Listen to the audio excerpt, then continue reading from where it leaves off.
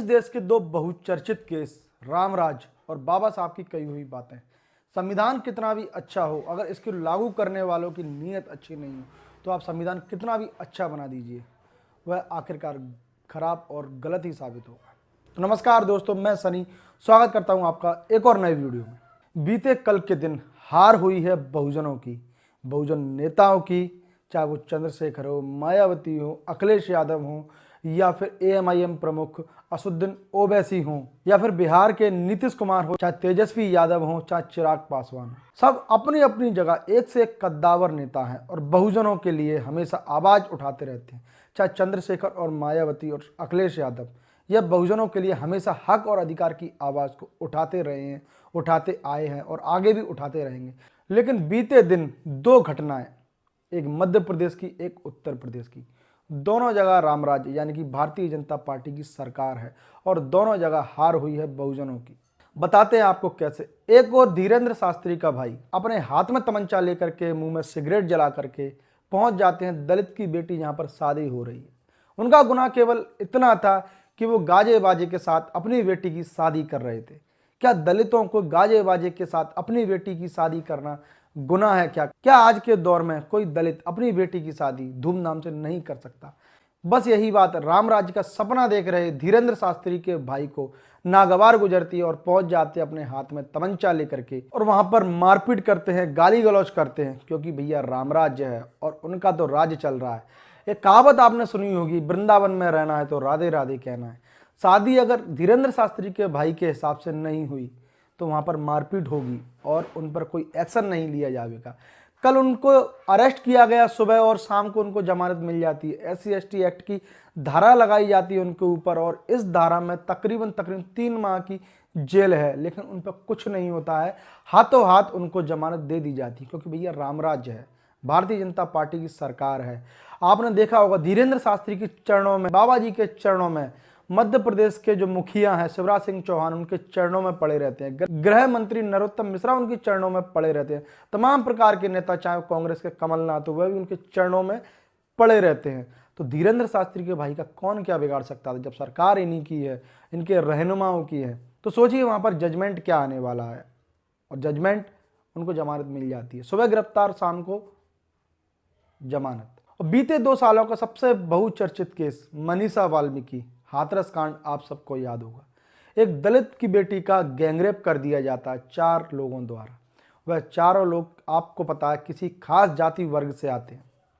और जब भारतीय जनता पार्टी की सरकार हो, योगी की सरकार हो और वहां पर बाबा की सरकार हो, तो आप सोचिए शुरू से टालम टोली इस केस में की जा रही थी। इस केस में पुलिस प्रशासन द्वारा सबूतों को मिटाया गया, बहुत ज़्यादा सबूत, और आधी रात को। वैसे हिंदू रीति रिवाज के तौर पर अगर देखा जाए तो घर परिवार के कुछ लोग कांधा देकर शमशान घाट तक ले जाते हैं और उनको मुखाग्नि दी जाती है, लेकिन यहीं पर राम राज्य में रात को 3 बजे उस बेटी को जला दिया जाता है। सारे साक्ष्य मिटाने की हर समय कोशिश की गई। तब लोगों को भरोसा केवल एक ही चीज पर था, वो था संविधान पर। उसकी बेटी के साथ गैंगरेप जैसी घटना करी गई हो, उनको केवल भरोसा था संविधान पर। और कल इस देश का सबसे बड़ा फैसला आया, और सबसे बड़ा जो फैसला आया वह बहुत चौंकाने वाला था। इस केस के 4 मुख्य आरोपी संदीप, रवि, रामू और लवकुश, 4 मुख्य आरोपी, शायद इनको फांसी की सजा के इंतजार पूरा देश कर रहा था, पूरे बहुजन समाज के लोग कर रहे थे। मगर जब शाम को फैसला आता है, केवल एक आरोपी को मुख्य आरोपी बना दिया जाता है। संदीप को 50,000 रुपये का जुर्माना उस पर लगाया जाता है, आजीवन कारावास की सजा सुनाई जाती है।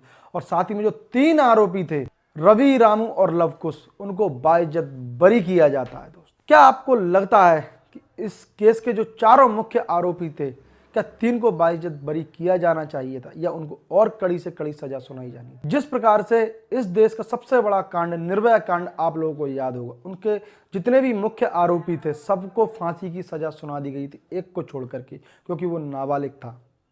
और यहाँ पर सजा सुनाई जाती है और 3 को बरी किया जाता है, केवल एक को आजीवन कारावास सुनाया जाता है।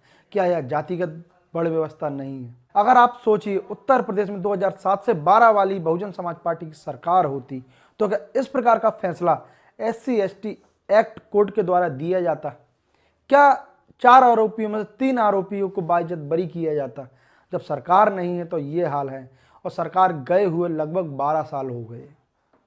अब क्या लगता है आपको, दलितों के जो नेता बने फिरते हैं, चाहे वो चंद्रशेखर हो, मायावती हो, ओबीसी की नेता अखिलेश यादव हो, मुस्लिमों के नेता असदुद्दीन ओवैसी हो, और ओबीसी के तमाम नेता, चाहे वो तेजस्वी यादव हो, चाहे वो नीतीश कुमार हो, चाहे दलितों के नेता चिराग पासवान हो, अगर ये सारे लोग अलग अलग इस प्रकार से बटे रहेंगे तो क्या कभी बहुजनों की सत्ता आ पाएगी? क्या कभी मनीषा वाल्मीकि को क्या न्याय मिल पाएगा? रोहित वेमुला को क्या न्याय मिल पाएगा? पायल तड़वी को? हमारे बहुजन समाज के नेता, चाहे वो चंद्रशेखर हो, मायावती हो, चाहे वो सपा के अखिलेश यादव हो, इस प्रकार से बटे रहेंगे। बातें तो बहुत बड़ी बड़ी करते हैं, अगर आप लोग बातें बड़ी बड़ी करते रहोगे समाज पिटता रहेगा, समाज को कभी न्याय नहीं मिलेगा, और इसी को शायद रामराज्य कहते हैं। जिनकी करनी और कथनी पूरे देश ने देखी थी, किस प्रकार से मनीषा वाल्मीकि के साथ गैंगरेप किया जाता है। जिन लोगों ने उनको प्रताड़ित किया, चाहे रोहित वेमुला को प्रताड़ित किया हो, चाहे पायल तड़वी को प्रताड़ित किया हो, मनीषा वाल्मीकि के साथ में गैंगरेप जैसी घटना की गई हो, धीरेन्द्र शास्त्री का भाई तमंचा लेकर के दलित की बेटी की शादी गाजे बाजे के साथ नहीं करी जा सकती हो, इनके हौसले तो बुलंद होनी ही हैं। और उनके हौसले क्यों ना बुलंद होंगे? क्योंकि बहुजन समाज के जितने भी नेता हैं, जितने भी लीडर हैं, सब अपने अपने ईगो के आगे अपने अपने मंच पर खड़े हैं। कोई आवाज़ नहीं लगाता एक दूसरे को, कोई आवाज़ नहीं देता है, एक दूसरे के कंधे पर हाथ नहीं रखता है। केवल समाज को सारे लोग गुमराह कर रहे हैं। और इन सब नेताओं के बीच में पिस कौन रहा है? पिस रही है मनीषा वाल्मीकि, रोहित वेमुला, पायल तड़वी, और आप लोग और हम लोग। आने वाले समय में आप लोगों को फैसला लेना है कि किस प्रकार से इन नेताओं को एक किया जाएगा। क्या इस प्रकार के न्याय से आप लोग संतुष्ट हो? क्या यही राम राज्य है? नीचे कमेंट बॉक्स में आकर के आप लोग हमें जरूर बताएं। मिलते हैं किसी और दूसरी वीडियो में, तब तक के लिए आप लोग इजाज़त चाहते हैं। धन्यवाद।